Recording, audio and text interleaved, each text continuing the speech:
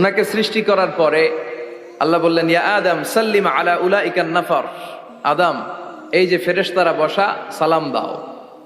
আদম বলেন, না আমি সালাম দিব কেন, আমারা দেয় না কেন? অনেক মুরব্বী আছে বলে, আমি দিব কেন, তোরা আমারে দিবি। এরকম আছে না নাই? না, সালাম সবাই সবাইকে দিবেন। স্বামী স্ত্রীকে দিবেন, স্ত্রী স্বামীকে দিবেন, বড়রা ছোটদের দিবেন, ছোটরা বড়দের দিবেন, এক ভাই আরেক ভাইকে দিবেন, বোন ভাইকে দিবেন। তাহলে ফ্যামিলির মধ্যে শান্তি দিয়ে ফ্যামিলিটাকে সমৃদ্ধ করে দিবে কে? কারণ সালাম অর্থই শান্তি। সালাম অর্থ কি?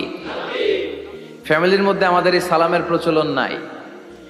বিশ্বনবী সাল্লাল্লাহু আলাইহি ওয়াসাল্লাম স্ত্রীদেরকে আগে সালাম দিতেন, সাহাবাদেরকে আগে সালাম দিতেন। মা আয়েশা বলেন, এত বছর বিশ্বনবী সংসার করলাম, একদিনও আগে সালাম দিতে পারি নাই। সবসময় বিশ্বনবী আমাকে আগে সালাম দিয়ে দিতেন। তো সাইয়েদনা আদমকে সৃষ্টি করার পরে আল্লাহ বললেন, আদম সাল্লিম আলা উলাইকান নাফার। বুখারীর বর্ণনা, ফেরেশতাদের এই দলটাকে তুমি সালাম দাও। সাইয়েদনা আদম আলাইহিস সালাম অহংকার করেন নাই। তিনি বলেন নাই যে কেন দিব। ফেরেশতারে বলেন না আমারে দিতে, এটা বলছে না, উনি সালাম দিলেন। ফলে ওনার অন্তর থেকে অহংকার মুক্ত করে দিল কে? আল্লাহ। বিশ্বনবী বলেছেন, আল বাদিউ বিস সালামি বারিউম মিনাল কিবর। আগে আগে যে সালাম দিয়ে দেয়, আল্লাহ তার অন্তর থেকে অহংকার তুলে নেয়। মান কানা ফি কলবিহি হাববাতু খারদাল মিনাল কিবর লা ইয়াদখুলুল জান্নাতা আবাদা। যার অন্তরে যাররা পরিমাণ অহংকারের ছিটে ফোঁটা থাকে, সে আল্লাহর জান্নাতে ঢুকতে পারবে না। আল্লাহর জান্নাতে ঢুকবে বিনয়ীরা। কারা? যারা বিনয়ী, মুতাওয়াদি, হাম্বল, যাদের মধ্যে হাম্বলনেস আছে, যারা বিনয়ী, তারা জান্নাতে ঢুকবে। তো সাইয়েদনা আদম আলাইহিস সালাম বিনয়ের পরিচয় দিলেন, কিন্তু শয়তানকে আল্লাহ বললেন উসজুদু। শয়তানকে বললেন, শয়তান সেজদা দাও। ফেরেশতাদেরকে যখন অর্ডার করেছে সেজদা দাও, শয়তান বলল, আল্লাহ আমি সেজদা দিব না। অহংকার করলো, সে নিজে নিজে উপরে উঠতে চাইলো। সে বলল, খলাকতানি মিন নার ওয়া খলাকতাহু মিন তিন। আপনি আমাকে বানিয়েছেন আগুন দিয়ে, আগুনের ধর্ম উপরের দিকে ওঠা। আগুন জ্বালিয়ে দিলে লেলিহান শিখা কই যায়? উপরে যায়। ওয়া খলাকতাহু মিন তিন। আর আদমকে বানিয়েছেন আপনি মাটি থেকে, তা আমি কেন সেজদা দিব? আদমই না আমারে দিবে। আল্লাহ শয়তানকে চির জাহান্নামী বানিয়ে দিল। চিল্লায় বলেন ঠিক কিনা? আর বিনয়ের কারণে আদমকে আল্লাহ বানালেন আশরাফুল মাখলুকাত। কি বানালেন? সৃষ্টির সেরা। এজন্য নূরের ফেরেশতারাও সাইয়েদনা আদমকে সেজদা দিতে বাধ্য হয়েছে। চিল্লায় বলেন ঠিক কিনা? তুমি মাটির আদমকে প্রথম সৃষ্টি করিয়া ঘোষণা করিয়া দিলে শ্রেষ্ঠ বলিয়া, তাই তো নূরের ফেরেশতা করে আদমকে সেজদা। ঠিক কিনা? তাই তো নূরের ফেরেশতা করে আদমকে সেজদা। সবার চেয়ে সম্মান দিলে মাটির আদমকে। আল্লাহু আল্লাহু তুমি জাল্লে জালালুহু, শেষ করা তো যায় না গে তোমার গুণগান। আল্লাহু আল্লাহু, সুবহানাল্লাহ পড়েন। এজন্য আমরা যেন বিনয়ী হই, আমরা যেন নিজেকে ছোট মনে করি। আপনি নিজেকে ছোট মনে করলে আল্লাহ আপনাকে বড় বানায় দিবে। আর যদি নিজেই নিজেকে বলেন আমি বড় আল্লামা, আমি সব জানি, তাহলে আল্লাহ বলবে তোর স্থান হচ্ছে সবচাইতে নিচে। ঠিক কিনা? আবু নাওয়াস একজন কবি ছিলেন। উনি বলেছেন, ওয়াকুল্লি মাইয়াদাঈ ফিল ইলমি ফালসাফাতান হাবাসতা শাইআন ওয়া গাবাত আনকা আশিয়াউ। কেউ যদি তোমারে বলে যে আমি সব জানি, তুমি দুই আঙ্গুল দেখিয়ে বলো তুমি কিচ্ছু জানো না, তোমার শিখার অনেক বাকি। জাননেওয়ালার উপরও জাননেওয়ালাও আছে। ঠিক কিনা? এজন্য আমরা যেন বিনয়ী হই। বিনয়, হাম্বলনেস, আরবিতে বলে তাওয়াদু, এটা খুবই জরুরি। এগুলো আমাদের মধ্যে এখন নাই। আমাদের মধ্যে ইগো প্রবলেম আছে না নাই? অহংকার, জেলাসি, অ্যারোগ্যান্স, এগুলো থেকে সম্মানিত ভাইয়ের আমাদেরকে বেরিয়ে আসতে হবে। দেখবেন সমাজে যারা খুবই হাম্বল, বিনয়ী, তাদেরকে সবাই পছন্দ করে না? আর অহংকারীদের কেউ পছন্দ করে না। সামনে সালাম দেয়, পিছনে গালি দেয়। কথা বলেন। এজন্য অহংকারী হবেন না, বিনয়ী হবেন। বিশ্বনবী বলছেন, আল্লাহ আপনি আমার বিনয়ী বানান, আপনি আমার ধৈর্যশীল বানান, আপনি আমার শুকর গুজার বানান। আমার চোখে আল্লাহ আপনি আমার ছোট বানান, মানুষের চোখে আপনি আমারে বড় বানান। এই বাণীটা একটা বিপ্লবী বাণী, লা ইলাহা মুহাম্মাদুর রাসূলুল্লাহ। এটা যারা অন্তরে একবার প্রবেশ করতে পারে, সে সত্য ছাড়া চোখে আর কিছু দেখে না। এই কালেমার পক্ষে শক্তি যারা, তারা সত্য আর ন্যায়ের পক্ষে। চিল্লায় বলেন ঠিক কিনা? এটা পৃথিবীর সবচাইতে শ্রেষ্ঠ জিকির, আফদলু জিকির লা ইলাহা। আবার বিশ্বনবী বললেন, মান ক্বালা লা ইলাহা ইল্লাল্লাহ সিদকান মিন কলবিহি দাখালাল জান্নাহ, অন্তর থেকে একনিষ্ঠতার সাথে একবার যে লা ইলাহা পড়বে ওই লোকটা জান্নাতে প্রবেশ করবে। তার অপকর্মের কারণে, তার পাপের কারণে হয়তো সে পানিশমেন্ট পাবে জাহান্নামে, কিন্তু ফাইনালি সব শেষে সে জান্নাতে ঢুকবে, ঠিক কিনা? সহিহ ইবনে হিব্বান আর মুস্তাদরাকে হাকিমের এক বর্ণনা, মুসা আলাইহিস সালাম আল্লাহকে প্রশ্ন করলেন, ইয়া আল্লাহ আল্লিমনি কালিমাতান আযকুরু বিহা ওয়া আদউ বিহা, আল্লাহ আপনি আমারে একটা কালিমা শিখান, একটা জিকির শিখান, যে জিকিরটা দিয়ে শুধু আমি আপনার জিকির করব, এই জিকির কেউ জানবে না, শুধু জানবো আমি আর আপনি। সুবহানাল্লাহ পড়েন। আল্লাহ বললেন, ইয়া মুসা ইকরা লা ইলাহা ইল্লাল্লাহ, মুসা তুমি পড়ো লা ইলাহা। মুসা আলাইহিস সালাম বললেন, আল্লাহ বলছি এমন জিকির যেটা আমি আর আপনি ছাড়া কেউ জানবে না। লা ইলাহা এটা তো জাতীয় জিকির, এটা তো ইন্টারন্যাশনাল জিকির, এটা তো সবাই জানে, আমি তো চেয়েছিলাম এক্সক্লুসিভ একটা। আল্লাহ বললেন, মুসা লা ইলাহা ইল্লাল্লাহর চেয়ে শ্রেষ্ঠ জিকির আমার কাছে নাই। আমি আল্লাহর দেয়া সর্বশ্রেষ্ঠ জিকির হচ্ছে লা ইলাহা ইল্লাল্লাহ। লাউ তাদাউ লা ইলাহা ইল্লাল্লাহ ফি কাফফা ওয়াস সামাওয়াতু ওয়াল আরদু ফি কাফফা, ও মুসা সাত আকাশ সাত জমিন যদি দাঁড়িপাল্লার এক পাল্লায় রেখে দাও আর লা ইলাহা আরেক পাল্লায় রেখে দাও, লা রাজাহাত কাফফাতু লা ইলাহা ইল্লাল্লাহ, মুহূর্তেই লা ইলাহার পাল্লাটা ভারী হয়ে যাবে। এটা একটা বিপ্লবী বাণী, এটা ভিক্ষা করার বাণী নয়। জুমার নামাজের পরে একটা টাকা দিয়া যান, আমি গরিব ইনসান, আছে না নাই? আখিরাতে সওয়াব পাইবেন পাহাড়ের সমান। আর জিকির ধরে লা ইলাহা ইল্লাল্লাহ। অনেকে মনে করে এটা ভিক্ষা করার জিকির, কপাল পোড়া। আমরা ভিক্ষার সাথে এটাকে জুড়ে দিয়েছি। এটা একটা বিপ্লবী বাণী। এই বাণীর অর্থ, এটার ইম্পর্টেন্স, এটার সিগনিফিকেন্স আর তাৎপর্য যে বুঝে সে আল্লাহ ছাড়া কারো সামনে মাথা নত করতে পারে না। চিল্লা এখন ঠিক কিনা? তাফসীর ফি জিলালিল কুরআনের রচয়িতা সৈয়দ কুতুব শাহিদ, নাম শুনছেন? গোটা বিশ্বব্যাপী তার নাম আর ডাক। তিনি ফি জিলালিল কুরআন লেখে গোটা বিশ্বের যুবকদের অন্তর কাঁপিয়ে দিয়েছিলেন। এই সমাজে তিনি জাহালাত দেখে এই জাহালাতের বিরুদ্ধে কলম ধরেছেন আর যুগশ্রেষ্ঠ তাফসীর রচনা করেছেন, তাফসীর ফি জিলালিল কুরআন। এটার অনেক ভাষায় ট্রান্সলেশন হয়েছে, বাংলায়ও পাওয়া যায়। খুব সম্ভব আল কোরআন একাডেমি লন্ডন এটা ট্রান্সলেট করেছে। তো উনি এই কালিমার পক্ষে থাকার কারণে, ইসলামী আন্দোলনের কারণে তৎকালীন প্রেসিডেন্ট জামাল আব্দুল নাসের ওনাকে ফাঁসি দেওয়ার আদেশ দিয়েছে, ফাঁসির কাস্টে ঝুলিয়ে মৃত্যুদণ্ডের অর্ডার করেছে। তো জেল কোডের নিয়ম অনুযায়ী যাদেরকে ফাঁসি দেওয়া হবে, হ্যাঙ্গিং করা হবে, হ্যাঙ্গিং করার ঘন্টাখানিক আগে ওই কারা কর্তৃপক্ষ থেকে নিয়োগ দেয়া জেলখানার ইমাম সাহেব এসে তাদেরকে লা ইলাহা পড়ায়। কি পড়ায়? লা ইলাহা ইল্লাল্লাহ পড়ায়। তো সৈয়দ কুতুব শাহিদ উনিও যখন ওনাকে ফাঁসির কাজটা ঝুলানো হবে, ওই মুহূর্তে জেল কোডের নিয়ম অনুযায়ী ইমাম সাহেব এসে সৈয়দ কুতুব সাহিবকে বলতে আরম্ভ করলো যে আমি আপনাকে কালিমা পড়াতে এসেছি, আপনি পড়েন লা ইলাহা ইল্লাল্লাহ। সৈয়দ কুতুব শাহিদ বললেন, আমারে কালিমা শিখাতে এসো না, আমি কালিমা খুব ভালো জানি। যেই কালিমা পড়ার, যেই কালিমা তুমি ফাঁসির আসামিদেরকে পড়ানোর কারণে মান্থলি বেতন পাও, ওই কালিমার ব্যাখ্যা করার কারণে আমাকে ফাঁসির কাজটা ঝোলা লাগছে। তুমি কালিমা পড়াও, তুমি বেতন নাও, আর আমি কালিমার ব্যাখ্যা করার কারণে আমার ফাঁসি হয়, তার মানে তোর কালিমা আর আমার কালিমা এক কালিমা না। কালিমার মধ্যে পার্থক্য আছে না নাই? কালেমায় কালেমায় পার্থক্য আছে। ওই কারা কর্তৃপক্ষের নিয়োগ করা ইমাম সাহেবের লা ইলাহা ইল্লাল্লাহ আর তাফসীর ফি জিলালিল কুরআনের রচয়িতা সৈয়দ কুতুব শাহিদের লা ইলাহা এক কালিমা নয়, এক লা ইলাহা নয়। চিল্লা এখন ঠিক কিনা? পার্থক্য আছে, আলাদা। এজন্য আসল লা ইলাহার অনুসারী হতে হবে। লা ইলাহার ধারক এবং বাহকরা হচ্ছে সত্য এবং ন্যায়ের পক্ষে। যত বিপদ আসে, যত আপদ আসে, যত ঝুঁকি আসে, পাহাড় সম ঝুঁকিকে ডিঙ্গিয়ে তারা লা ইলাহার কালেমার পতাকাকে উড়িয়ে দেয়। চিল্লায় বলেন ঠিক কিনা? এজন্য ইমানে ইমানে পার্থক্য আছে। আমরা যেন আসল ইমানদার হতে পারি, আল্লাহ তৌফিক দাও। আর জোরে পড়েন আমিন। আমরা সব সময় যেন আল্লাহর জিকির দিয়ে হৃদয়টাকে সিক্ত রাখতে পারি, তুমি তৌফিক দাও। বিষ্ণু বলেছেন, লা ইয়াজালু লিসানুকা রাতবান মিন যিকরিল্লাহ, তোমার জিহ্বাটা যেন আল্লাহর জিকিরে সব সময় ভিজা থাকে। কি থাকে?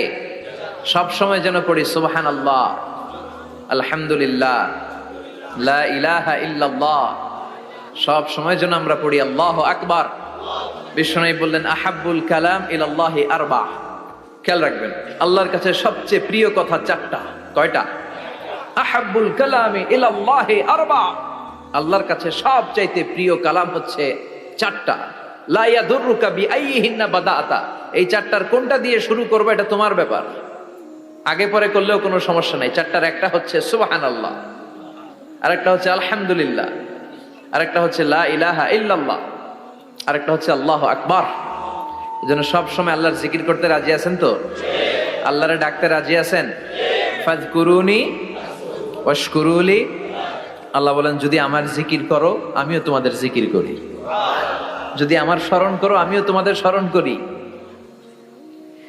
আবার বিশ্বনবী বললেন, আল্লাহ ঘোষণা দেন ফাইন যাকারানি ফি নাফসি যাকারতুহু ফি নাফসি। আমার বান্দা যদি একা একা আমার জিকির করে আমিও আমার বান্দাকে একা একা স্মরণ করি। ওয়া ইন যাকারানি ফি মালাইন যাকারতুহু ফি মালাইন খায়রিম মিনহু। আর মহা সম্মেলনে যদি বান্দা আমারে স্মরণ করে আমি এর চাইতো শ্রেষ্ঠ মহা সম্মেলন ফেরেশতাদেরকে নিয়ে আমার বান্দাকে স্মরণ করি। ওয়া ইন তাকাররাবা ইলাইয়া শিবরান তাকাররাবতু ইলাইহি যিরাআন। আমার বান্দা যদি আমার দিকে এক বিঘত আসতে চায় আমি আমার বান্দার দিকে এক হাত এগিয়ে যাই। আমার বান্দা যদি আমার দিকে এক হাত আসতে চায় আমি আমার বান্দার দিকে দুই হাত চলে যাই। ওয়া ইন আতানি ইয়ামশি আতাইতুহু হারওয়ালা। আর আমার বান্দা যদি আমার কাছে হেঁটে হেঁটে আসতে চায় আমি আমার গোলামের দিকে দৌড়ে দৌড়ে যাই। ওই আল্লাহরে ভুলে গিয়ে আমরা মাজারে যে সিজদা দেই, কপাল পোড়া আছে না নাই? দোদেল বান্দা কালমা চোর, না পায় শ্মশান না পায় ঘোর, দিন থাকিতে আয়রে পথে ছাইড়া দে ভণ্ডামি ভণ্ডামি ভণ্ডামি ভণ্ডামি, ছাইড়া দে ভণ্ডামি। ঠিক কি না? এই ভণ্ডামির সাথে আমাদের সম্পর্ক আছে? মাজার পূজার সাথে ইসলামের কোনো সম্পর্ক আছে? নামাজ কালাম পড়ে না ইবলিশ শয়তানের নানা, আছে না নাই? এলাকায় মনে হয় নাই, অনেক জায়গায় আছে দেখবেন লাল সালু দিয়া উঁচু করা। সাইয়েদনা আলীকে মদিনায় বিশ্বনবী পাঠালেন আর বললেন যত উঁচু মাজার দেখো ভেঙে মাটির সাথে গুড়িয়ে দাও।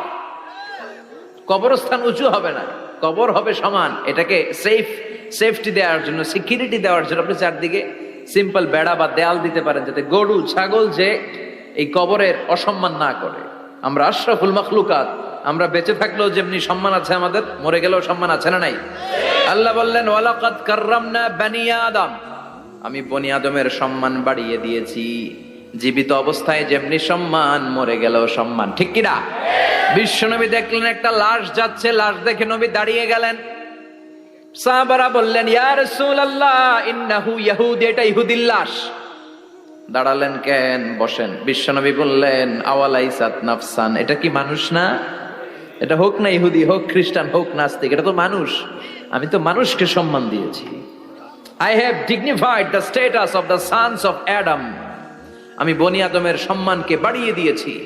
সবার উপরে মানুষ সত্য, তাহার উপরে নাই। এজন্য কবরকে সিকিউরিটি দিতে হবে, কিন্তু গম্বুজ বানানো যাবে? লাল সালু দেয়া যাবে? মাজারে আগরবাতি দেয়া যাবে? মোমবাতি, মশারি, অনেক মাজারের উপরে লম্বা মশারি টাঙানো আছে না নাই? ওর বাবারে মশাই কামড়ায়, কত বড় ডাকাত। তো মশাই যদি নিচ থেকে তাড়াইতে না পারে ও তোমারে কি করবে? কথা বলেন। মশা তাড়াতে পারে না নিজের গা থেকে, তোমারে কি বাঁচাবে? দেখবেন যে লোকটা মাজারে মশারি দেয় ওর বাবার ডেঙ্গু জ্বর, ওর বাপেরে মশাই খায়, ওর মারে মশাই খায়। গোটা বিশ্বের সবগুলো আল্লাহর ওলি যদি একটা গ্লাসের পানিতে ফু দেয়, আর আপনার মা যদি আপনার মাথার মধ্যে হাত বুলিয়ে দেয়, আপনার মা যদি আপনার বুকে একটা ফু দিয়ে দেয়, সব পীর সাহেব একদিকে, মায়ের দোয়া আরেকদিকে। মায়ের দোয়া মুহূর্তে আবার আল্লাহর আরশে পৌঁছে যাবে। এজন্য বিশ্বনবী বলতেন সালাসু দাওয়াতিন মুস্তাজাবা, তিনটা দোয়া আল্লাহ কবুল ফিরিয়ে দেন না। এক নম্বরে হচ্ছে দাওয়াতুল মুসাফির, সফর অবস্থায় দোয়া করলে কবুল করে কে? দুই নম্বরে দাওয়াতুল মাজলুম, অত্যাচারিত ব্যক্তির দোয়া কবুল করে কে? তিন নম্বরে দাওয়াতুল ওয়ালিদাইনি লিওয়ালাদিহি, মা বাবা যখন হাত তুলে ছেলে মেয়েদের জন্য আল্লাহর কাছে দোয়া করে, ওই দোয়াটাও কবুল করে কে? মাজারে মশারি দিবেন? লাল সালু দিবেন? আগরবাতি, মোমবাতি, কোনো মানত, মাজারে মানত করা যায় না। ইন্নী নাযারতু লির-রাহমানি সাওমা, মানত করতে হয় রহমানের নামে, মানত হবে একজনের নামে। চিল্লায় বলেন তিনি কে? এজন্য মাজারে কিছু দেয়া যাবে না। নামাজ কালাম পড়ে না ইবলিস শয়তানের নানা, ধর্মের একখান খুঁটি ধইরা কয়দিন করবা হয়রানি। ভণ্ডামি ভণ্ডামি ভণ্ডামি, ছাইড়া দে ভণ্ডামি। দোদেল বান্দা কালমা চোর, না পায় শ্মশান না পায় ঘোর, দিন থাকিতে আয়রে পথে ছাইড়া দে ভণ্ডামি। ভণ্ডামি ভণ্ডামি ভণ্ডামি, ছাইড়া দে ভণ্ডামি। চিল্লায় বলেন ঠিক কিনা? এগুলোর সাথে আমাদের কোনো সম্পর্ক নাই। ইসলাম হচ্ছে সহজ। আদ-দীনু ইউসরুন লা উসরা ফি, আদ-দীনু ইউসর, দিন সহজ। এত জনের কাছে যাওয়া লাগবে না, আপনি ওই জেলায় যে ওই মাজারে মানত করা লাগবে না, আপনার সিলেটে যাওয়া লাগবে না, আপনার খানজান আলীর কাছে যাওয়া লাগবে না, আপনার কোথাও যাওয়া লাগবে না। আপনি বাড়ির পাশের মসজিদে পড়ে সেজদা দেন, মুহূর্তে দোয়া কবুল করে নিবে কে? রব্বুল আলামিন বলে, গোলাম আমারে ডাকস না কেন? তোর ডাকে সাড়া দেওয়ার জন্য আমি 24 আওয়ার্স রেডি। দুনিয়ার বুকে কোনো বিষয় নিয়ে যদি আমরা বারবার যাই, দুনিয়াতে লোকজন রেগে যায়, ঠিক কিনা? আমি ওনার কাছে গেলাম, ভাই আজকে একটা বিপদে পড়ছি, 500 টাকা দেন, দিয়ে দিল। এরপরের দিন আবার গেলাম, দিল। পরশু দিল, তরশু গেলে শেষা দিয়ে দিবে, একটা মাইট দিয়ে দিবে, ঠিক কিনা? কি পাইছো তুমি? প্রতিদিন 500 টাকা। বারবার কোন একটা ইস্যু নিয়ে কারো কাছে যাওয়া যায় না, এটা লজ্জার বিষয়, ঠিক কিনা? কিন্তু আল্লাহর বিষয়টা উল্টো। সুনানে তিরমিজির বর্ণনা, ইন্নাহু মান লাম ইয়াসআলিল্লাহ ইয়াগদাব আলাই, কোন বান্দা যদি কোনো বিষয় নিয়ে, কোনো ব্যাপার নিয়ে আল্লাহর কাছে বারবার না যায়, আল্লাহ তার উপর রেগে যায়। এজন্য আল্লাহর কাছে বারবার চাওয়ার দরকার আছে না নাই? আপনার মনের জ্বালা যন্ত্রণা পূরণ করে দিতে পারে কে? এটার নাম তাওহীদ। এক আল্লাহ কেন্দ্রিক হওয়া। সব সময় বিপদে আপদে কার কাছে যাবেন? আপনার বিপদ দূর করতে পারে কে? আপনারে অসুস্থ থেকে সুস্থ বানায় দিতে পারে কে? মনের জ্বালা যন্ত্রণা মিটাতে পারে কে? আল্লাহ ছাড়া কেউ পারবে? কোন মুফাসসিরে কোরআন আপনারে বাঁচাতে পারবে? কোন আল্লাহর ওলি বাঁচাতে পারবে? এমনকি আল্লাহর কোন পয়গাম্বার, কোন নবী আপনার কিচ্ছু করতে পারে? লিতাকুনু শুহাদা আলান নাস, তোমাদেরকে হতে হবে উম্মাতান ওয়াসাতান, মধ্যমপন্থী উম্মাত, মাঝামাঝি থাকতে হবে। কিন্তু আমরা এদেশে মার্জিনালাইজ করে ফেলি। যারা চরমনায়ের মুরিদ, অন্যদেরকে আর দেখা যাবে না। যারা সরসিনার মুরিদ, এরাই সব, অন্যদিকে যাওয়া যাবে না। যারা জামাত ইসলাম, অন্যদিকে আর যাওয়া যাবে না। যারা হেফাজতে ইসলাম, অন্য কারোর মধ্যে আর হক নাই। যারা আহলে হাদিস, এরা তো সব নিয়েই গেছে, সব হক সুন্নাহ এদের কাছে। কারো মুখের কোনো কথা এদের কাছে কোনো দাম নাই। আপনি যত হকের কথা বলেন, এদের দলেই নাকি ঢুকতে হবে। আমরা যেন মাঝামাঝি হই। আপনি তাবলিগ করতে পারেন, করেন, খুব ভালো। তাবলিগের ভাইদের একটা ভালো গুণ হচ্ছে নিজের খেয়ে নিজের পরে ইসলামের দাওয়াত দেয়, ঠিক কিনা? নিজের টাকা ভেঙে দাওয়াত দিচ্ছে তো, তাদের কারণে অনেকে কালিমা শিখছে, অনেকে নামাজ শিখছে, তাদেরও কন্ট্রিবিউশন আছে না নাই? তো যারা তাবলিগ করেন, আপনি মনে করবেন না যে সব হক, সব সত্য, শুধু আপনি হকের ডিলার, এটা মনে করবেন না। সব সত্য হক এটা আপনার বাবার দাদার সম্পত্তি, এটা মনে করবেন না। সব দলের মধ্যে হক থাকতে পারে, বরং সব দলের ভালো ভালো জিনিসগুলো নিয়ে নিজেকে সাজানো দরকার। কথা বলেন? জামাত ইসলামের মতো, হেফাজতে ইসলামের মতো আন্দোলনের স্পিরিট থাকতে হবে। চিল্লা এখন ঠিক কিনা? আমার সুন্নি ভাইদের মতো নবীর প্রেম অন্তরে থাকতে হবে। চিল্লা এখন ঠিক কিনা? তাবলিগের ভাইদের মতো হৃদয়ে ইখলাস থাকতে হবে। এই সবগুলোর সমন্বয় হচ্ছে ইসলাম, সবগুলোর সমন্বয় ইসলাম। এজন্য কখনো মনে করবেন না যে আমি একদল করি তার মানে অন্য সব দল মনে হয় বাতিল, ওগুলো মনে হয় মুসলমান না, ওগুলো আমার চোখেই ধরে না। এটা ঠিক না, এটা ইহুদিদের স্বভাব। ইহুদিরা শুধুমাত্র হকের ডিলার মনে করতো নিজেদেরকে। ইহুদি ছাড়া বাকি কাউরে ওরা চোখে দেখতে পারতো না। এজন্য আমরা কি কট্টরপন্থী হব না মধ্যমপন্থী? চিল্লায় বলেন, কট্টরপন্থী না মধ্যমপন্থী? আল্লাহ আমারে যতদিন বাঁচিয়ে রাখা, আমি মধ্যম পন্থার কথা বলেই যাব, up to my death. It's my mission, it's my vision. এটাই আমার লক্ষ্য, যে মধ্যম পন্থার ইসলামকে প্রমোট করা, যেটা বিশ্বনবীর ইসলাম, যেটা মদিনার ইসলাম, যেটার মধ্যে বাড়াবাড়ি নাই, ছাড়াছাড়ি নাই, ঠিক কিনা? We have to go back to our Lord. আমাদেরকে ফিরে যেতে হবে আমাদের রবের কাছে। আমরা কেউ আজীবন থাকতে আসি নাই। থাকতে পারবো আজীবন? দাদা চলে গেল, বাবা চলে গেল, মা চলে গেল, মামা চলে গেল, খালু চলে গেল, এরপর আমাদের টনক নড়ে না, তাই না? পাগল পাড়া হয়ে আছে এই পৃথিবীর জন্য। মরতে যে হবে এটা ভাববার সময়টুকু আমাদের নেই। আমরা ব্যস্ত আমাদের ক্যারিয়ার নিয়ে, আমাদের লাইফ নিয়ে, আমাদের সমাজ নিয়ে, আমাদের ফ্যামিলি নিয়ে, আমাদের সন্তান আর সম্পদ নিয়ে আমরা super busy. We are leading a very super busy life. We don't have even a single time to think about death. মৃত্যু নিয়ে ভাবার একটা মুহূর্ত আমাদের নাই। কিন্তু পৃথিবীর সবচাইতে সুনিশ্চিত বিষয় হচ্ছে মৃত্যু, ঠিক কিনা? The most certain thing in our life is death.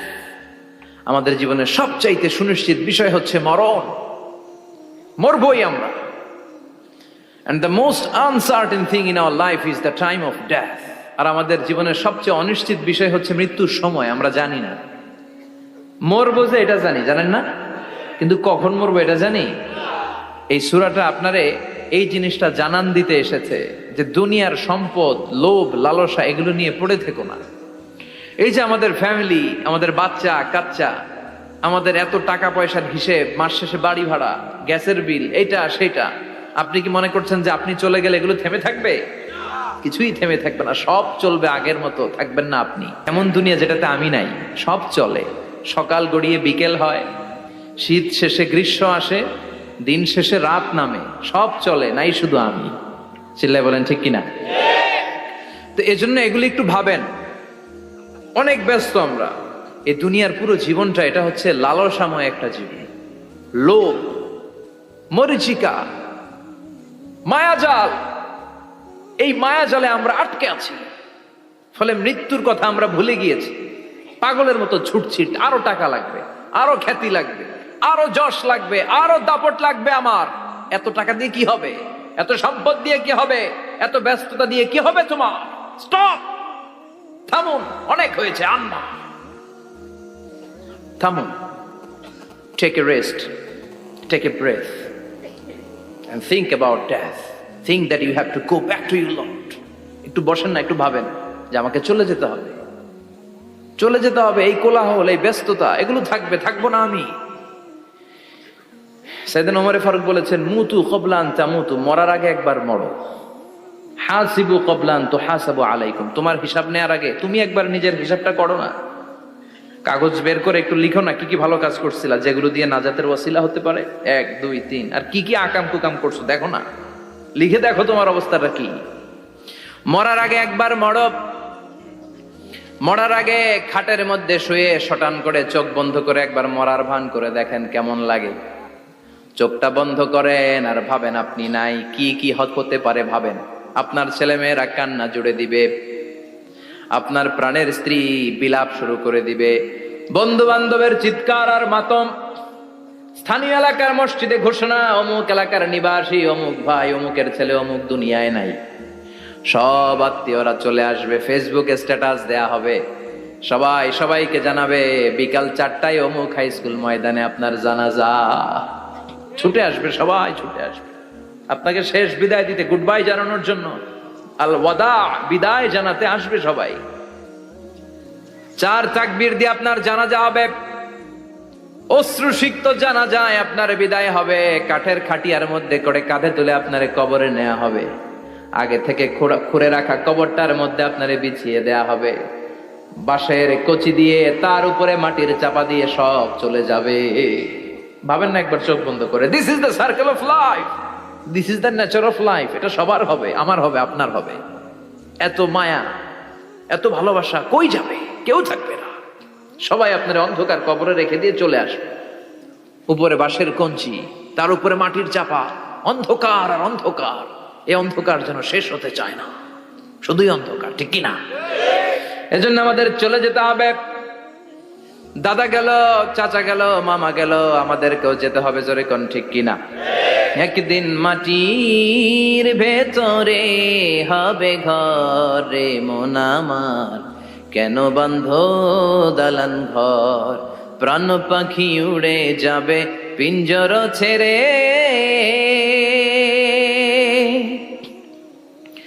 ধরা ধামে সবই রবে, তুমি যাবে চলে, বন্ধু বান্ধব যত মাতা পিতা দ্বারা সুত সবই হবে তোমার পরে, মন আমার কেন বাঁধ দালান ঘর, একদিন মাটির ভেতরে হবে ঘর রে, মন আমার কেন বাঁধ দালান ঘর। ঠিক কিনা?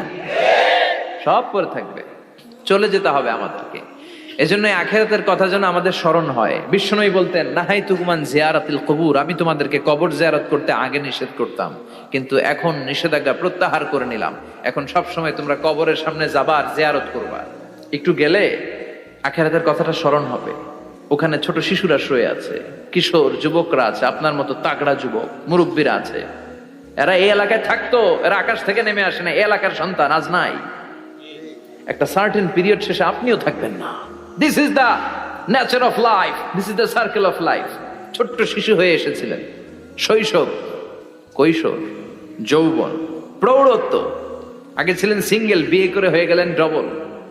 এরপরে আল্লাহ আপনাকে একটা মেয়ে দিল, এরপরে মেয়েকে বিয়ে দিয়ে শ্বশুর হলেন, এরপরে ওই মেয়ের ঘরে সন্তান হতে নানা হলেন। আর কতদিন? অনেক দিন হলো তো, অনেক লম্বা সময় পেয়েছেন আপনি। Think about that.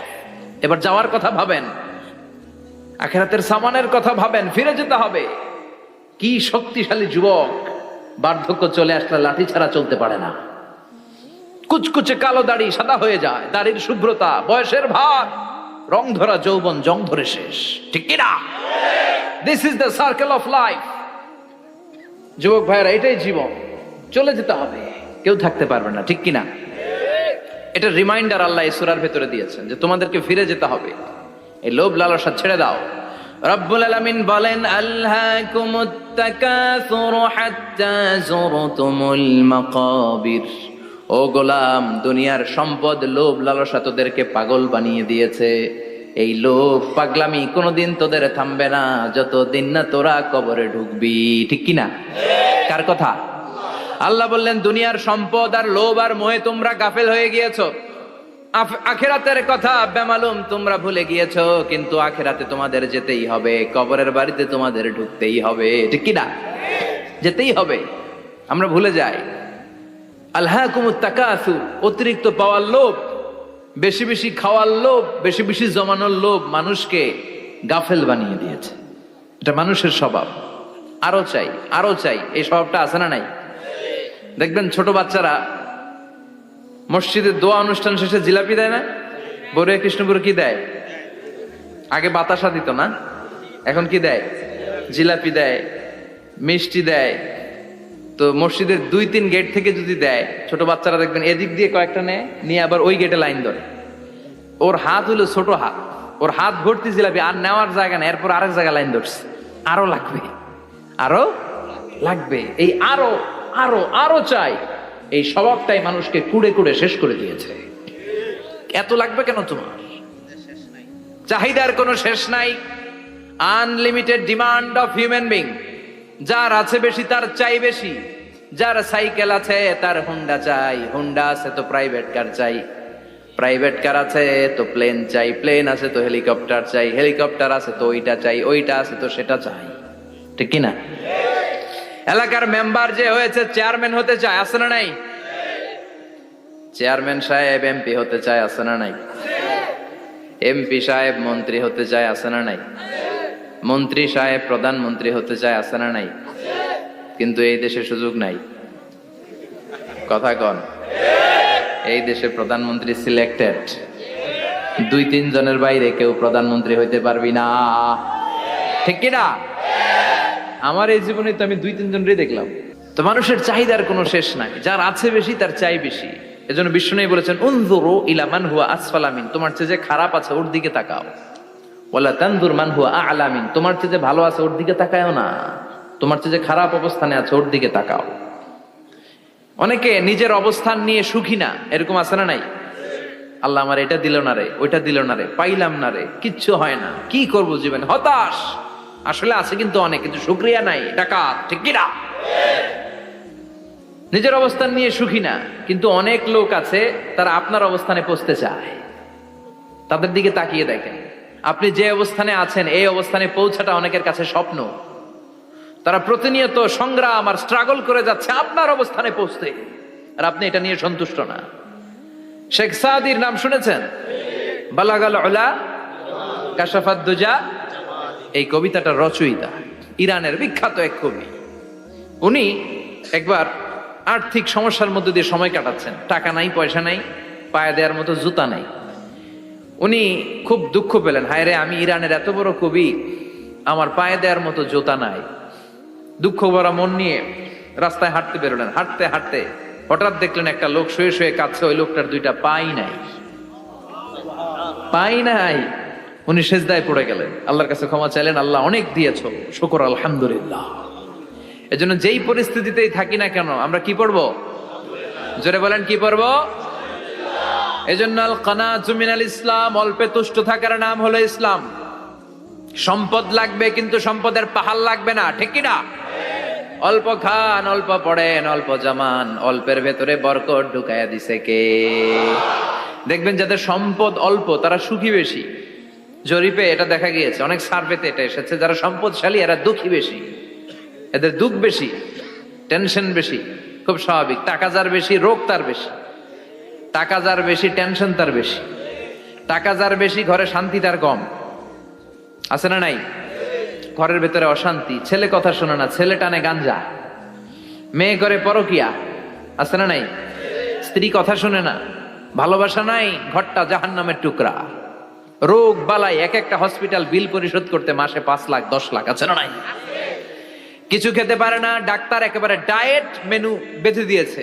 Diet, very diet menu, এটা এটা এটা এটা কিছুই খাবেন না, শুধু গরু খাবেন না, খাসি খাবেন না, চিংড়ি খাবেন না, খালি ঘাস খাবেন।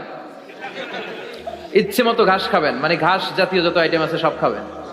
শাক খাবেন, সবজি খাবেন, সালাদ খাবেন। গরু, চিংড়ি, মুরগি, গোশত, ইলিশ কিছু খেতে পারে না। তাহলে রোগ বেশি, খাওয়ার মজা নাই, ঘরে সাংসারিক শান্তি নাই, খালি ব্যারাম আর ব্যারাম, ঠিক কিনা? কিন্তু সম্পদের পাহাড় গড়েছে। আর অল্প যারা খায়, অল্প পড়ে, রিক্সাওয়ালা, কুলিওয়ালা, অল্প বেতনের চাকরি, কিন্তু হক হালালি মেনে চলে, দেখবেন শান্তি আছে অনেক। হ্যাঁ, বাসা ভাড়া দেয়, ফ্যামিলি চালায়, বাচ্চাদের স্কুল বিল, এরপরও মাস শেষে 1-2 হাজার টাকা হাতে থেকে যায়। আর ওর প্রতি মাসে 10 কোটি টাকা ইনকাম, তারপরও ব্যাংকের ঋণ আছে না নাই?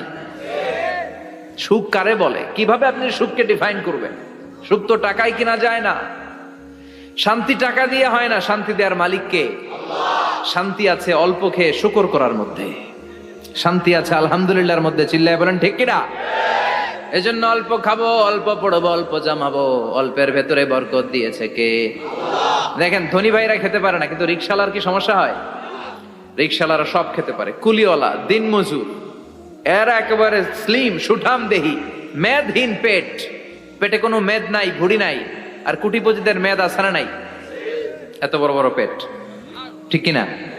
আমাদেরও পেট আছে, তবে হালাল পেট, এটা হারাম টাকা দিয়ে এই ভুড়ি বানাই নাই আমরা। চিল্লে বলেন ঠিক কিনা?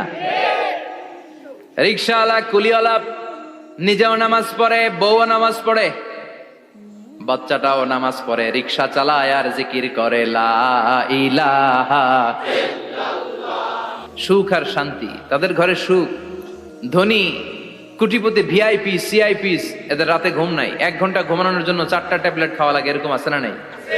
কিন্তু ঘুমের জন্য যে ট্যাবলেট খাওয়া লাগে রিক্সাওয়ালা এটা জানেই না। ওর যেখানে রাইত ওইখানেই, ওর মাথা বিছনায় লাগতে দেরি, ওর ঘুম আসতে দেরি হয়। ওর ঘুমে নাকের ডাকের আওয়াজে ট্রাকের ইঞ্জিনও ফেল। সুবহানাল্লাহ পড়েন। এজন্য অনেক বেশি সম্পদের পাহাড় করা লাগবে, এই চিন্তা যেন আমাদের মাথায় না আসে। চিল্লায় বলেন ঠিক কিনা? এজন্য রব্বুল আলামিন বলেন, আল্হাকুমুত তাকাসুর হাত্তা যুরতুমুল মাকাবির। বেশি বেশি সম্পদ উপার্জনের আকাঙ্ক্ষা তোমাদেরকে আখিরাত থেকে গাফেল বানিয়েছে। এই গাফলতি কশিন কালেও তোমাদের কমবে না যতক্ষণ না তোমরা কবরে ঢুকবা। হাত্তা যুরতুমুল মাকাবির, মাকবারাতুনের প্লুরাল মাকাবির, যতক্ষণ না কবরে না ঢুকবা, কবরস্থান তোমার আবাসস্থল না হবে, ততক্ষণ পর্যন্ত এই চাই চাই মানসিকতা কমবে। মানুষের স্বভাব হলো আরো চাই, আরো চাই, আরো চাই করে। ফকিরেরা কারা? আল্লাহ গালি দিয়ে বললেন, তোরা সব ফকিরনি। তোরা কি? ইয়া আইয়ুহান নাসু আনতুমুল ফুকারাউ ইলাল্লাহ ওয়াল্লাহু হুয়াল গনিয়ুল হামিদ। সুবহানাল্লাহ পড়েন। আল্লাহ ডেকে বললেন, গোলাম আনতুমুল ফুকারা ইলাল্লাহ, তোমরা সবাই ফকির, ধনী হলো একজন, তিনি কে? আল্লাহ শুধু ধনী, আর মানুষের স্বভাব হচ্ছে আরো চাই আরো চাই। ওর 2 তলা বিল্ডিং, আমার 3 তলা লাগবে।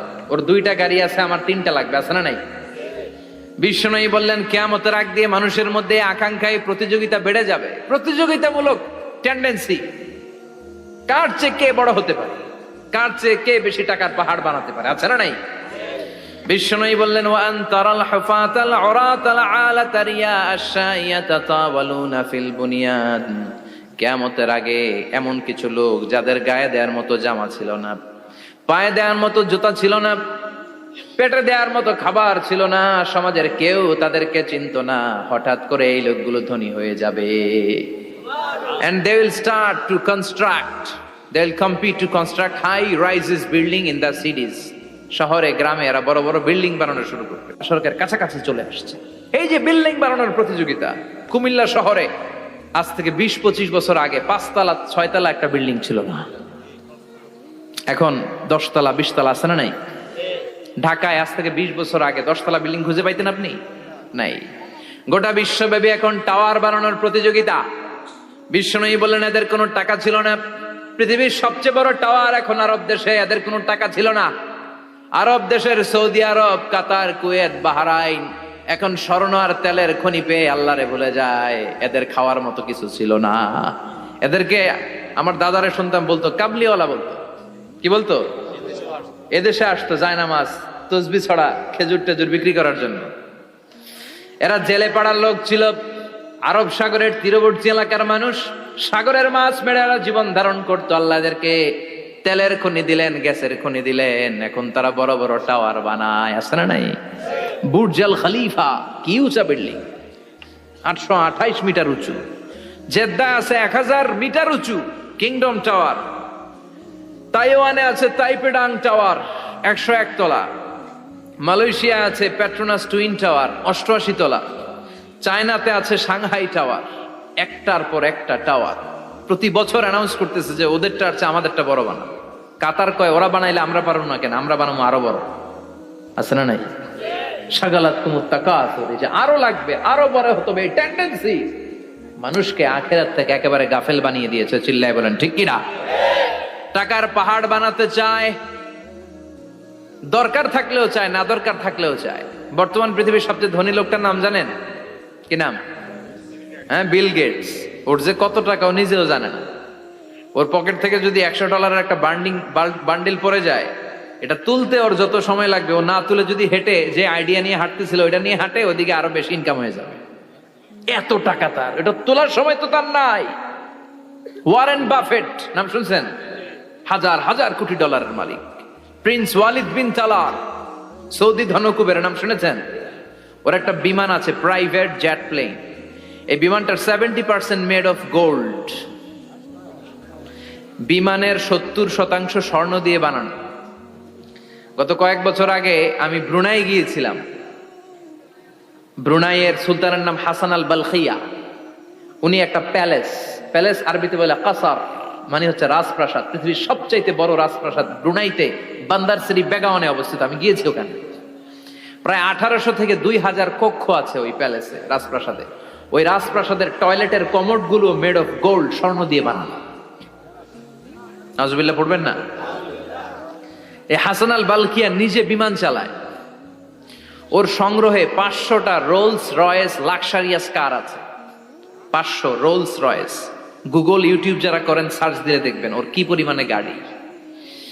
রোলস রয়েস গাড়ি হচ্ছে one of the luxurious car in the world. Car ব্র্যান্ডের মধ্যে যত দামি কার ব্র্যান্ড আছে, এর মধ্যে রোলস রয়েস একটা, যেগুলোর দাম কমসে কম এদেশের টাকায় 8 কোটি থেকে 10 কোটি টাকা। আচ্ছা বলেন, এই গাড়িগুলো যারা হাই প্রোফাইলের ভিআইপিস, তারা ফ্যামিলির সবাইকেও যদি একটা করে গাড়ি দেয়, একজনের কয়টা গাড়ি দরকার? 5টা, 10টা, 20টা। ধরলাম যে 20টা গাড়ি লাগবে ওনার। 500 গাড়ি দিয়ে উনি কি করবে? তার সংগ্রহে 500টা রোলস রয়েস। স্বর্ণেরও গাড়ি আছে, তার স্বর্ণের পালঙ্ক আছে, আমি দেখে এসেছি। পোরশে, ফারারে, লাম্বরগিনি, এই টাইপের যে ব্র্যান্ড গুলো আছে, অভাব নাই। তার মানে আছে, যার বেশি চায় তত বেশি। চিৎকার করে বলেন ঠিক কিনা? এজন্য আল্লাহ বললেন আল্লাকুমুত তাকাসুরু হাত্তা যুরতুমুল মাকাবির। দুনিয়ার লোভ তোমাদেরকে আখিরাত থেকে গাফেল বানিয়ে দিয়েছে। দুনিয়ার লোভ লালসার মধ্যে পড়ে আখিরাতকে বেমালুম তোমরা ভুলে গিয়েছো। এই গাফলতি কোনোদিন কমবে না যতদিন না তোমরা কবরে ঢুকো, ঠিক কি না? সম্পদ উপার্জনে ইসলাম বাধা দেয় না, কিন্তু সম্পদ হৃদয়ে স্থান দেয়া যাবে না। সম্পদ উপার্জন করতে হবে, খরচ করে ফেলতে হবে। বেশি সম্পদশালী হতে হলে আল্লাহর সন্তুষ্টির জন্য জাকাত দিতে হবে। কে দিতে হবে? দে জাকাত, দে জাকাত, তোর দিল খুলবে পরে, আগে খোলো খাত। দে জাকাত, দে জাকাত, তোরা দে রে জাকাত, ঠিক কিনা? দিল পরে খুলবে, আগে হাত খোলেন। হাত খুললে দেখবেন দিলটারে খুলে দিয়েছে কে? সাইয়েদনা মুসা আলাইহিস সালামের জামানায় ওনার চাচাতো ভাই ছিল মিশরের সবচাইতে বড় ধনী, যাকাত দেয় নাই। তার কি করুণ পরিণতি হয়েছে কোরআনে আছে না নাই? এত সম্পদ ছিল, তার সম্পদগুলো সে সিন্ধুকে আটকে রাখতো। আর এই সিন্ধুকের চাবিগুলো আলগানোর জন্য, কাঁধে নেওয়ার জন্য 10 জন লোক লাগতো। সিন্ধুক কাঁধে নেওয়ার জন্য, সিন্ধুকের চাবির গোছা কাঁধে নেওয়ার জন্য কয়জন? তাহলে কি পরিমাণ সম্পদ ছিল? সাইয়েদনা মুসা বললেন, সম্পদের মালিক তুই হস নাই, আল্লাহ বানাইছে। কারণ বলে ইন্নামা উতিতুহু আলা ইলমিন ইনদি, আল্লাহ আমারে সম্পদ দেয় নাই, আমি আমার মেধা খাটিয়ে সম্পদ বানিয়েছি। যাকাত আমি দিব না। মুসা বললেন, তাহলে আযাবে পড়বি। কারণ কয় পারলে আযাব আন, পারলে আযাব আন। আল্লাহ বললেন ফাখাসাফনা বিহি ওয়া বিদারহিল আরদ, ও মুসা নিরাপদ দূরত্বে চলে যাও, এখনই ভয়ঙ্কর ভূমিকম্প হবে, আযাব দেব। কারণ সহ কারণের সব সম্পদ আমি জমিনের ভেতরে ঢুকায়া দেব। আমি নিজে কারণের বাড়ি দেখে এসেছি।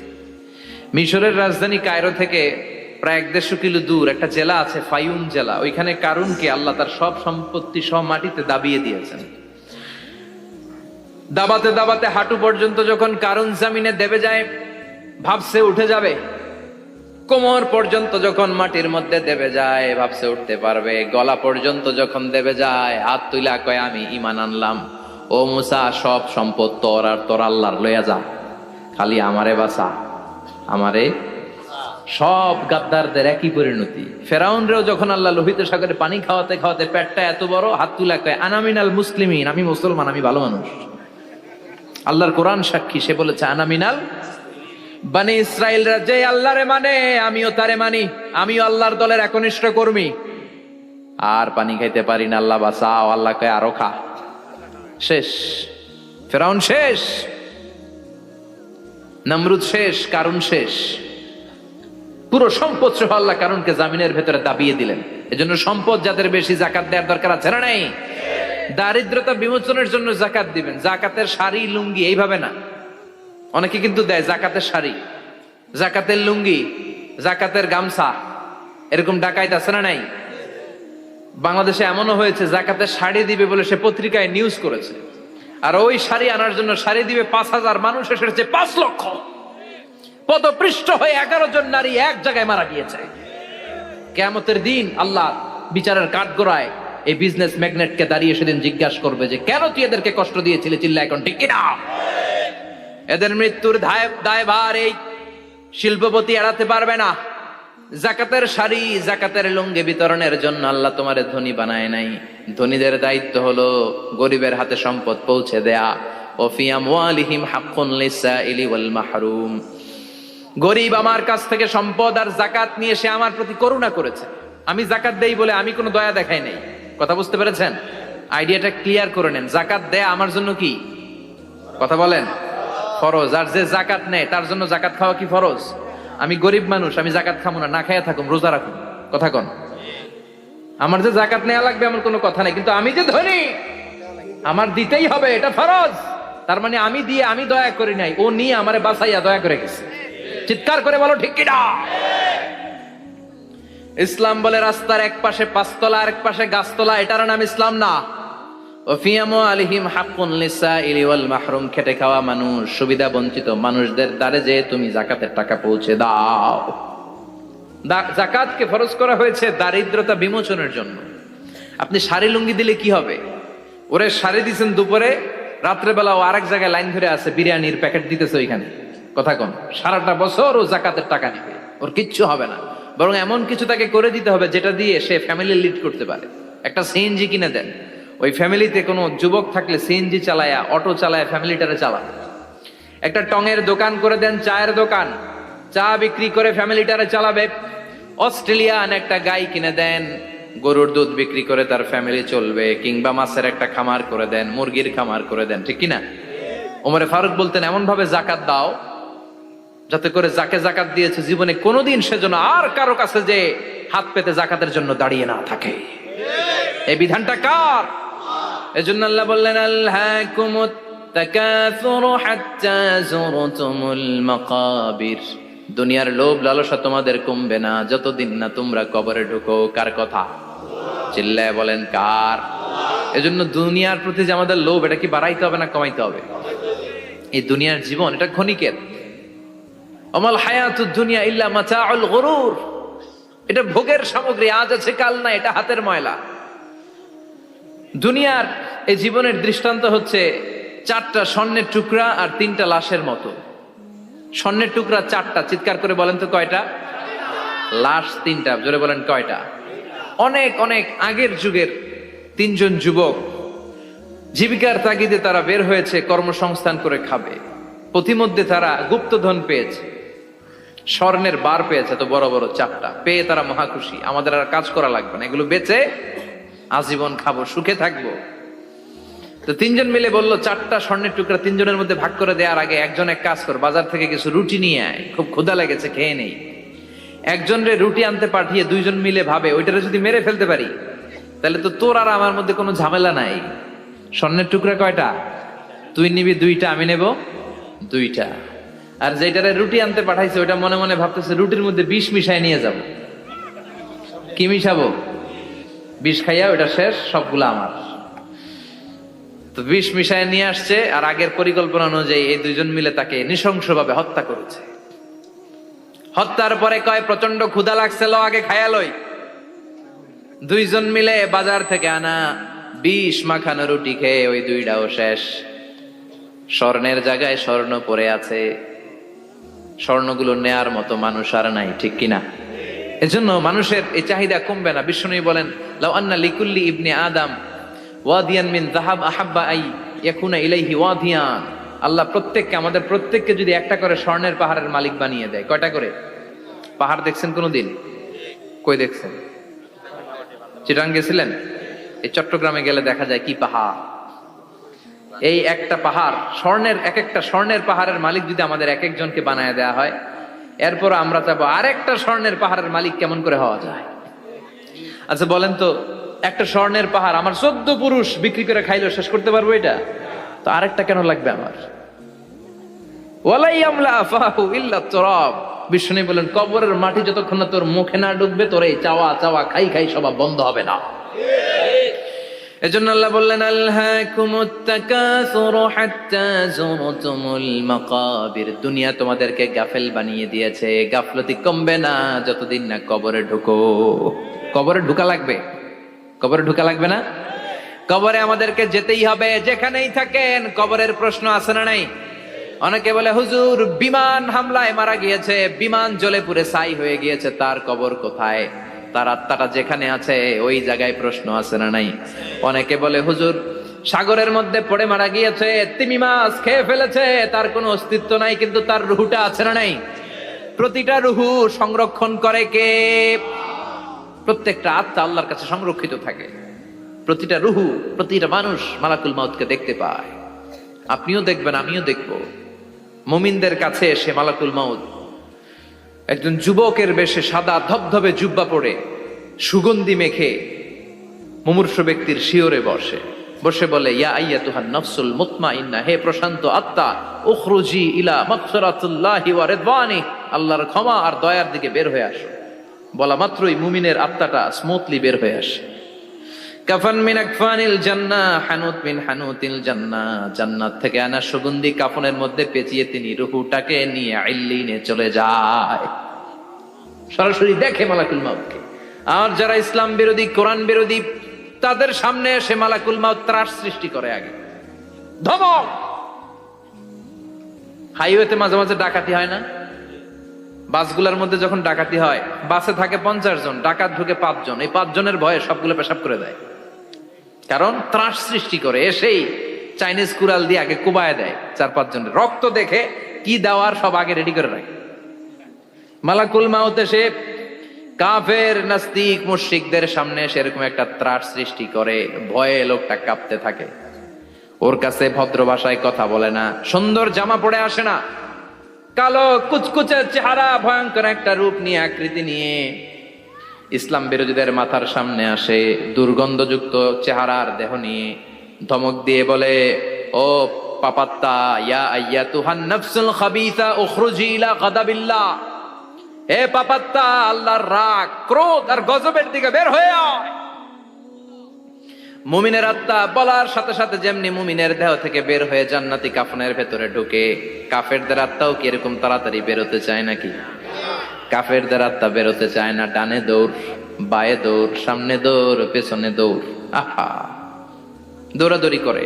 মালাকুল মাউত এটাকে টেনে হিচড়ে, একটা জীবিত ছাগলকে জবেহ না করে, জবাই না করে, তার চামড়া উল্টার দিকে টেনে হিচড়ে বের করলে ছাগলটা যত কষ্ট পায়, এর সে কম 70 গুণ বেশি কষ্ট দিয়ে কাফের মুশরিক আর গাদ্দারদের রূহ কবজ করা হয়।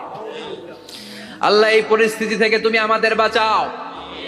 মুমিনদের রূহ যেমনি কবজ হয়, ওইভাবে রূহ কবজের ব্যবস্থা করে দিও। ইমানের মৃত্যু নসিব করে দিও, শাহিদি মৃত্যু নসিব করে দিও। আমাকে শহীদ করে সেই মিছিলে শামিল করে নিও, যে মিছিলের নেতা মীর হামজা খুবাইবে খাব্বাব, আল্লাহর কাছে ছিল অতি প্রিয়, শামিল করে নিও। আমাকে শহীদ করে সেই মিছিলে শামিল করে নিও। পড়েন আমিন, আরো জোরে পড়েন আমিন। তার মানে বিমান দুর্ঘটনায় হোক, কিংবা লঞ্চ ডুবিতে হোক, কিংবা আগুনে পড়ে হোক, কিংবা আত্মঘাতী হামলায় হোক, যে যেখানেই মারা যায়, কবরের 3টা প্রশ্ন তার জন্য আছে না নাই?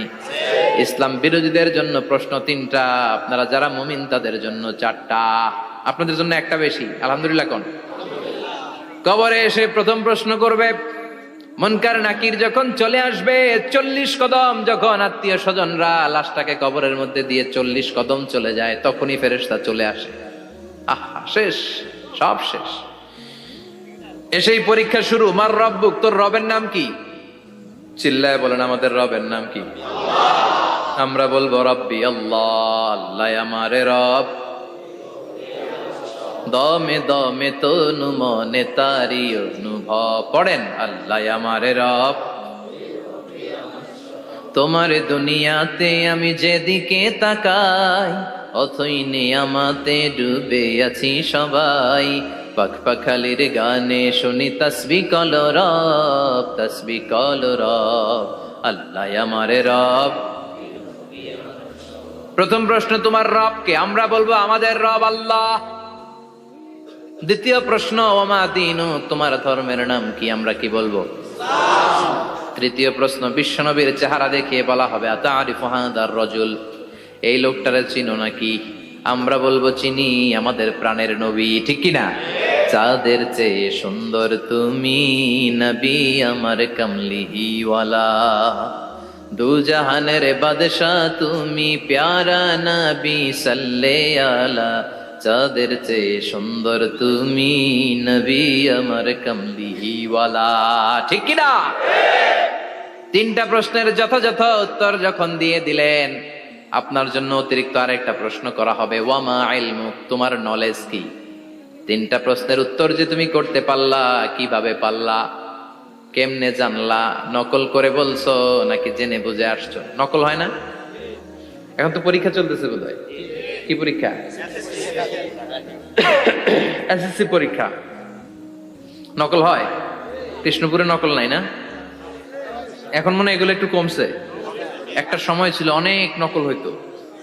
পাঞ্জাবের ভিতরে নকল, পকেটে নকল, টুপির ভিতরে নকল, মৌজার ভিতরেও নকল। এমনকি মেয়েরাও নকল করে পরীক্ষার হলে, আছে না নাই? স্কেলের মধ্যে লিখে নিয়ে যায়, হাতের মধ্যে লিখে নিয়ে যায়, ওড়নায় লিখে নিয়ে যায়, কাপড়ে লিখে নিয়ে যায়, আছে না নাই? ফেরেশতারা বলবে, নকল করছো নাকি? কেমনে জানলা? তিনটা প্রশ্নের উত্তর তুমি কেমনে বললা? আল্লাহ তোমার রব, ইসলাম তোমার ধর্ম, এই লোকটা বিশ্বনবী কেমনে চিনলা?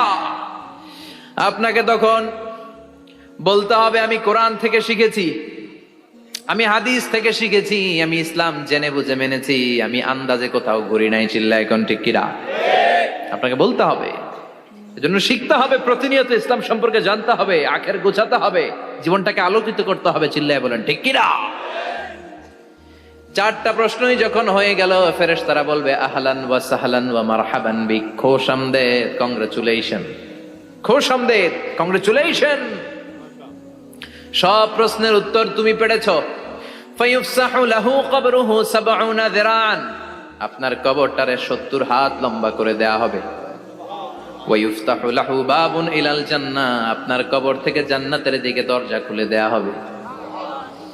ওয়া ইউলবাসু মিন লিবাসি আহলিল জান্নাহ, জান্নাতের 2টা রেশমি কাপড়ের পোশাক এনে আপনারে পরিয়ে দেয়া হবে। আর বলা হবে নাম কানাউমিল আরুস, ঘুমাও, sleep, you should get some sleep now, তোমাকে লম্বা সময় পাড়ে দিতে হবে, ঘুমাও। কানাউমিল আরুস, যেমনি বর বাসর রাতে আরামসে ঘুম দেয়, বাসর রাতে যেমনি বর কনেকে নিয়ে মধুর ঘুম দেয়, তুমিও ঘুমাও, কেউ তোমার ঘুম ভাঙবে না। মালাক ইসরাফিলের, কিয়ামতের জন্য ইসরাফিলের সিংহায় যে ফুৎকার আছে, ওই ফুৎকার ছাড়া কোনো কিছুই তোমার ঘুম ভাঙাতে পারবে না। আলহামদুলিল্লাহ পড়েন। আল্লাহ আমরাও যেন 4টা প্রশ্নের উত্তর দিয়ে লম্বা একটা ঘুম দিতে পারি, পড়ে না আমিন।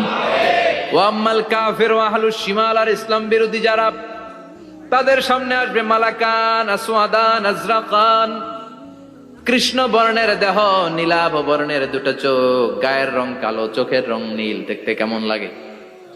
আলিফ লাইলার ভূতের মতো। কথা কন। গায়ের রং কালো, চোখের রং নীল। ফেরেশতা 2টা আসবে, এসে ত্রাস সৃষ্টি করবে, এসে বলবে বল তোর রবের নাম কি? মার রব্বুক।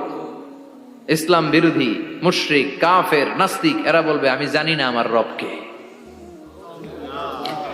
আমি জানি না, আমি তো আজীবন শুধু চেয়ার করেছি, মদ খেয়েছি, আমি ধর্ষণে সেঞ্চুরি করেছি দুনিয়ার বুকে, আমি টেন্ডারবাজি করেছি, চাঁদাবাজি করেছি, আমি মাস্তানি করেছি, আমার দাপটে এলাকার ইসলাম প্রিয়রা বাসায় ঘুমাতে পারে না। আমি ছিলাম টেন্ডারবাজ, আমি ছিলাম গডফাদার, সন্ত্রাসীদের লিডার, আমি ছিলাম ডন 1 2 3 সব, আমি ছিলাম ডনের ডন, আমি ছিলাম মাস্তান, রংবাজ, রব টপ কি আমি তো জানি না। লাদ্রি লাদ্রি, আমারে জিজ্ঞেস করো না। আবার প্রশ্ন করা হবে ওয়ামা দীনুক, তোর ধর্মের নাম কি? বলবে লা আদরি, আমার কোনো ধর্ম নাই, আমার কোনো ধর্ম নাই, আমি শুধু মৌজ মাস্তিতে ছিলাম, আমি আনন্দ ফুর্তি করেছি, ইসলাম নিয়ে আমার মাথা ব্যথা ছিল না, আজীবন ইসলামরে আমি বাস দিয়েছি। চিল্লায় বলেন ঠিক কিনা? ইসলাম বিরোধীদের সাথে ছিল আমার চলাফেরা, আমার সব সাঙ্গপাঙ্গ ছিল গুন্ডা, বদমাশ, ইসলাম বিরোধী। রব কি, ইসলাম কি, এগুলো আমি জানি না। আমার এগুলো জিজ্ঞেস করো কেন? ধর্ম কি আমি জানি না, আমি কিচ্ছু মনে করতে পারছি না। 3 নম্বর প্রশ্ন করা হবে আতারিফু হাদার রাজুল, দেখো তো এই লোকটারে চিনো কিনা? কয় না, চিনি না, তবে মনে হয় এই লোকটারে দুনিয়ার বুকে আমি গালি দিতাম, এই লোকটার বিরোধিতা করতাম, ব্লগের মধ্যে এই লোকটার ব্যাপারে কুৎসা রটনা করতাম, এই লোকটার কার্টুন বানিয়ে আমি হিংসা ছড়িয়ে দিতাম, এই লোকটার ব্যাপারে আমি এলাকার মধ্যে অপপ্রচার চালাতাম। ফেরেশতারা বলবে তাই? এই ছিল তো ডিউটি, দাঁড়া এখনই আমাদের খেলা শুরু, এখনই শুরু। ফায়ুতরাকু বিমাতারিক মিন হাদিদ, লোহার একটা হাতুড়ি দিয়ে মাথা থেকে পা পর্যন্ত পিটানো হবে, পিটিয়ে ওর গোশতর হাড্ডিগুলোকে থেতলে ফেলা হবে। ওয়ায়ুকালু লিল আরদি ইলতাইমি, কবরের 2 পাশের মাটিরে বলা হবে এবারে 2 দিক থেকে তোরা চাপ দে, চাপ দেয়া হবে, ধাক্কা ধাক্কি করেও সে সুবিধা করতে পারবে না। মাটি আস্তে আস্তে আস্তে আস্তে দেহের 2 দিকে লেগে এমন জোরে 2টা চাপ দিবে, ফাতাখতালিফা আদলাউহু, তার ডান পাশের পাজরের হাড্ডি বাম দিকে ঢুকে যাবে, বাম দিকের হাড্ডি ডানে চলে যাবে। বিশ্বনবী বললেন এই হাতুড়ি দিয়ে পিটানোর শাস্তি, কবরের চাপ দেওয়ার শাস্তি চলতেই থাকবে হাত্তাল কিয়ামা, কিয়ামত পর্যন্ত। আল্লাহ কবরের শাস্তি থেকে আমাদের বাঁচাও। আমরা এই আযাব পেতে চাই না, আমরা যেন ঠিকভাবে কবরের 4টা প্রশ্নের উত্তর করে দিয়ে লম্বা ঘুম দিতে পারি। আল্লাহ তুমি তৌফিক দাও। এজন্য আল্লাহ বললেন, গোলাম দুনিয়া নিয়ে পাগল হয়ে থেকো না। এই দুনিয়ার জীবন আসল জীবন নয়, আসল জীবন হলো কবরের জীবন। জোরে বলেন ঠিক কিনা? এই জন্য মাঝে মাঝে কবরে যাবেন, কবরস্থানে দাঁড়িয়ে চিন্তা করবেন, এই জায়গায় আমারও আসতে হবে। দিন যাবে, রাত আসবে, বৃষ্টি হবে, শীত আসবে, কেউ আমার দেখতে আসবে না। একা থাকতে হবে, একা, বড় একা, অন্ধকার, বড়ই অন্ধকার। ওই কবরের জীবনের সামান গোছানোর দরকার আছে না নাই? ওই কবরের সুখে শান্তিতে থাকতে চাইলে নামাজ পড়ার দরকার আছে না নাই? কোরআন পড়ার দরকার আছে না নাই?